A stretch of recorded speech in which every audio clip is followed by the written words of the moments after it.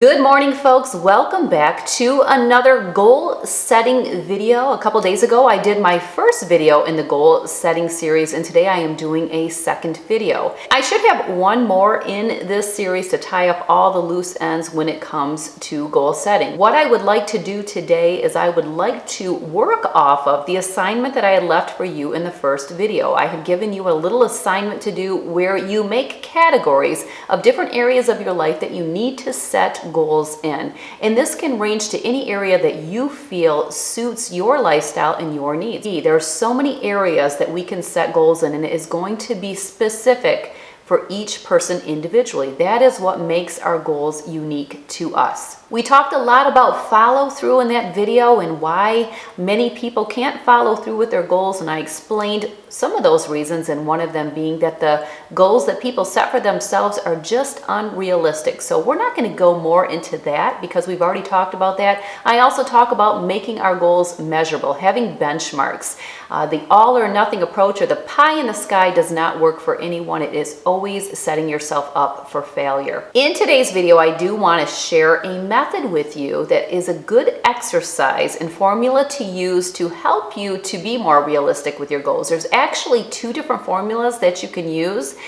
I prefer to use the shorter of the two, but I am going to share both of those formulas with you in today's video, and you can decide which one is going to work the best for you. Again, you always have to remember that whenever somebody is offering tips and advice, you've got to take the tools that are going to apply to you and utilize those tools. But if there's something that you already feel like you've nailed and you don't need to, we don't need any more on our plate. Just disregard anything that does not apply to you. But always be open to trying something new if something is not working. You know what I always say? If it isn't broken, don't fix it. But if it's broken, you need to try something different. And that's what we're going to try to do for you today in this video. In the last video, I did show a little document with 3 letters on it, M, T, and O, and I want to explain to you how you are going to use this formula. On the document that I shared, I did a 90-day vision formula, as you can see, and we have M, and we have minimum next to M, and we have T, target, and O, outrageous. Let me explain how you are going to use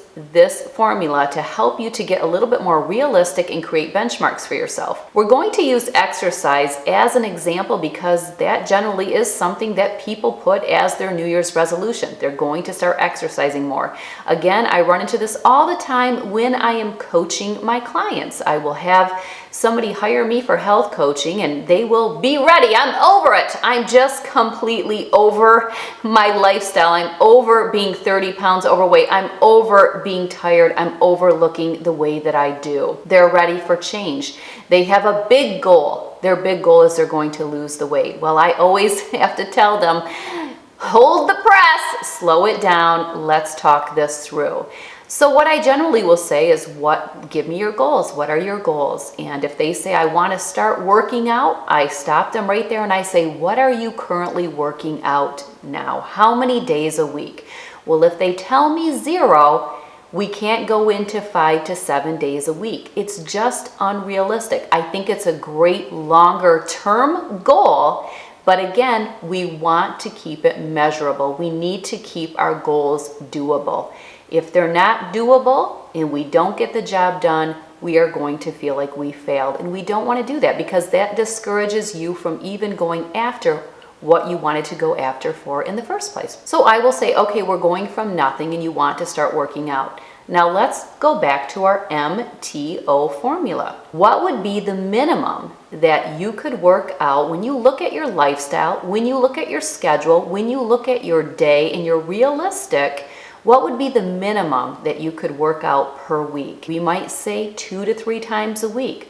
What would be a good target? That could be 4 to 5 times a week. What would be outrageous? That would be 6 to 7 times a week. So what you would do is you would create, let's say, a 90-day vision.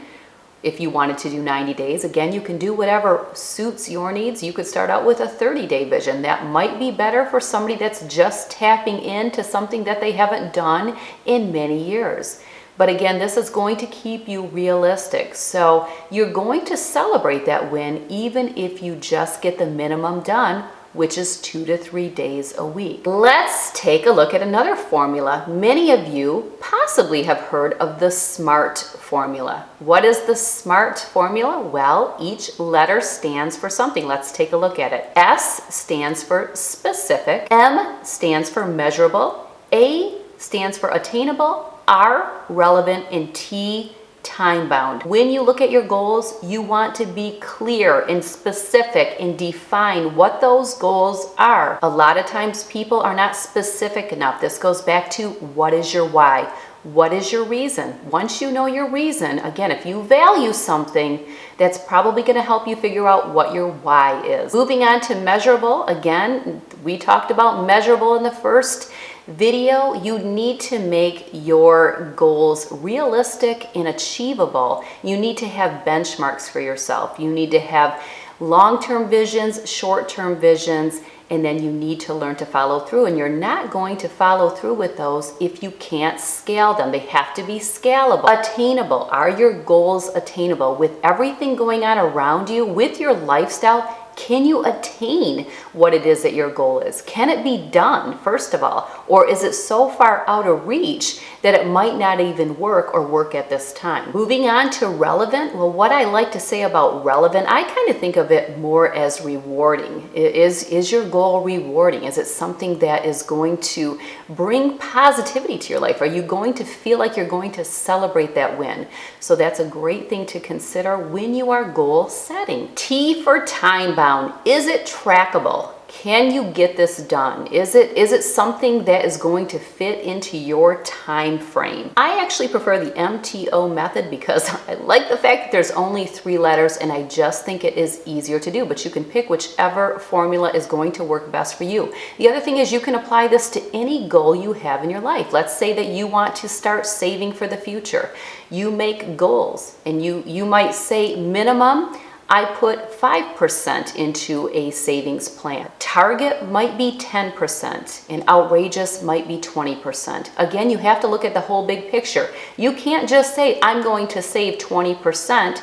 You have to look at all your bills, what's going out, what's coming in. You also need to look at who do you all have to take care of with that income coming in. So you need to be realistic. Again, it's one thing to want it. It's another thing to be able to follow through. And you are not going to be able to follow through with something that you only want. It has to be something that's doable, attainable, achievable. One of the last things I want to say about goal setting is if it is an area that you already feel you are achieving things well in, you may not need to really goal set in that area. I have some areas that I feel very confident about what I am doing. I'm confident with my current system.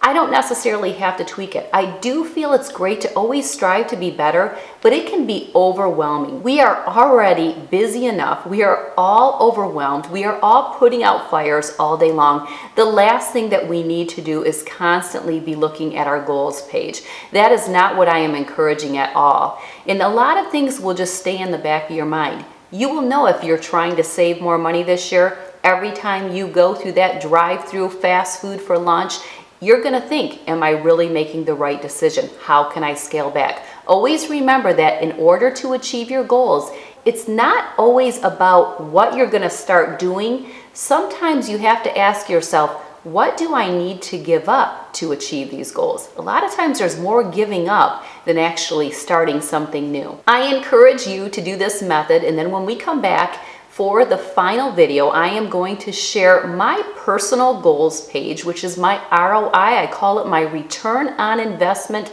The reason I call it ROI is I look at every single area of my life and I say, what do I need to do in every one of these categories to put a return on my investment? What is my investment? Me. I'm investing in myself. I'm investing in my future. I'm on the 50-year plan. I look long term.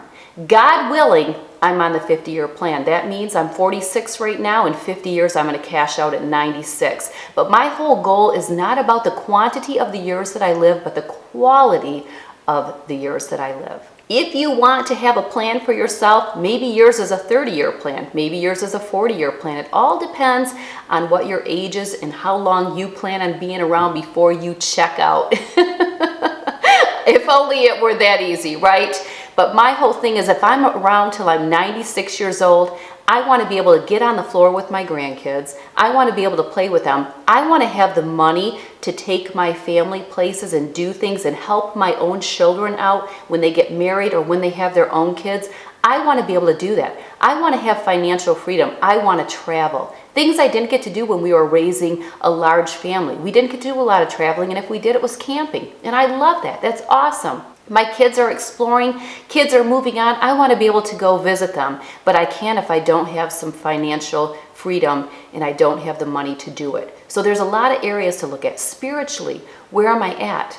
I know I need my Lord and Savior. I don't need him once a week. I need him every single day. What can I do to make sure that I am having him in my life? Lots of different areas to look at. Keeping up with your home. What are you doing for maintenance? The other thing that I think with goal setting is it's really wonderful if you can sit down with your spouse or significant other. If you're in a long-term relationship, this is when you want to sit down with that person you're in a long-term relationship with. You know, they say opposites attract. Okay, yeah, I'll buy that in personality. But when it comes to goals and values, opposites don't attract at all. So be very careful. Sit down with that person that you are in a long-term relationship and say, what do we value? What do we value and what are our goals? Let's sit down and do it. I strongly encourage that you have a plan with your spouse. Get them on board or get her on board. Strongly encourage it. All right, do the MTO formula. Pick what it is that you need to make measurable, what you need to make realistic. Break it down. We're going to come back. You're going to bring your goals. I'm going to have my goals, and we're going to dissect them. I think it's going to be a lot of fun. I can't wait to do it, and I will see you in that video. So get your stuff ready, bring it back, and we'll see you in a few days. All right, take care.